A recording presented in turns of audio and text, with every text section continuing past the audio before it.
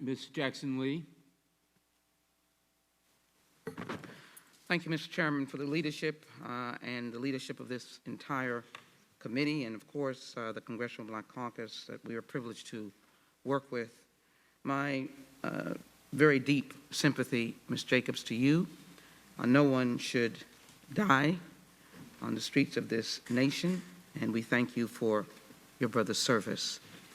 Let me speak to my family and constituent from Houston to let you know that George Floyd, your brother, your big brother, should not have died on the streets of Minneapolis. He did not deserve to die.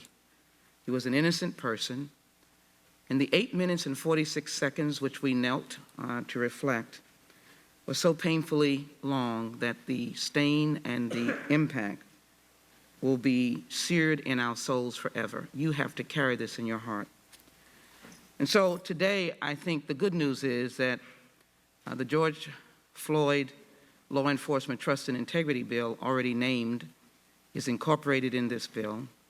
The Justice and Policing Act is a legislative reconstruct to do what you've asked us to do what those who are on the streets, who are young and black and brown, white and Asian, who are crying out.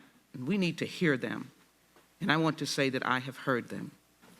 So, Mr.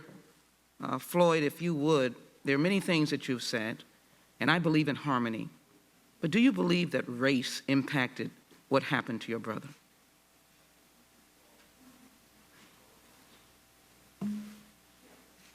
I believe, yes, ma'am. I believe that because George, wherever he goes, he impacts a place. He talks to a lot of people. He's just a gentle giant. So at that club, and Mr. Chauvin worked there, I know that he knew him. Everybody knew him. The mayor knew him.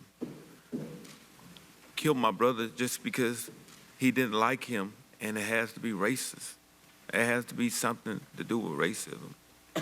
We must get rid of the stain of race. In this legislation is an emphasis on discerning what excessive force is, accreditation. Chief Acevedo, if you can emphasize the importance of having standards and accreditation of the huge numbers of police departments very quickly for us, please. Chief Acevedo, thank you for your leadership. Thank you, Congresswoman. Thank you for your leadership and for your advocacy in Washington. We have 18,000 police departments in this nation with 18,000 sets of rules, policies, regulations, and 18,000 levels of accountability and training. We really believe, I believe, and I can tell you that I believe once we discuss this as a group with the major city chiefs, that we absolutely have to have national standards that list the critical policies, training regiments, and oversight.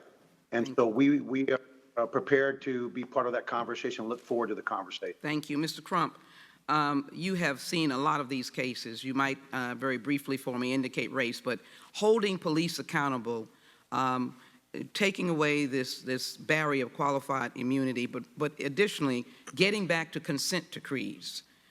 If you could quickly respond to that. I have a question for Mr. Butler, but you, and let me thank you for being there from the litany of names, including Eric Garner and Trayvon Martin. We have been together, and there's a long list that I am not ignoring.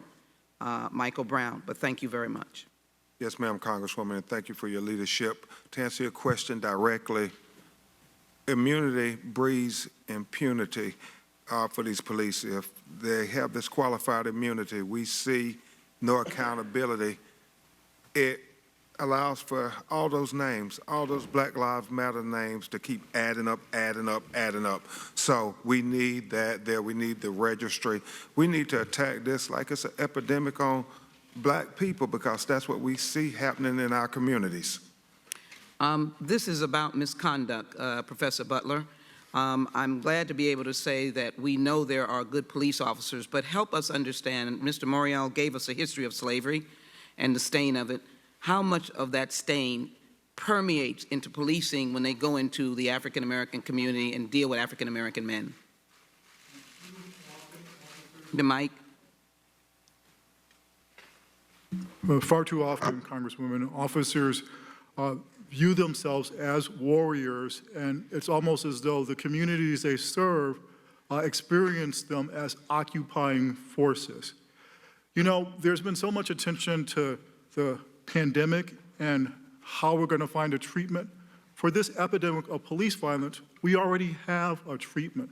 President Obama's Commission on 21st Century Policing recommended common sense reforms, many of which are contained in the Justice Act of 2020. So we don't have to reinvent anything. We know exactly what to do now to make police departments more accountable and transparent. The question is, will your colleagues have the will to implement these common sense measures? Well, I believe we can Gentlelady's time has change expired, Mr. Shabbat. the policing, Mr. Chairman. Gentlelady's time has expired. And I look forward to Mr. changing the Gomer? bill's name to George Floyd Mr. Gomer. bill. Thank you so very much.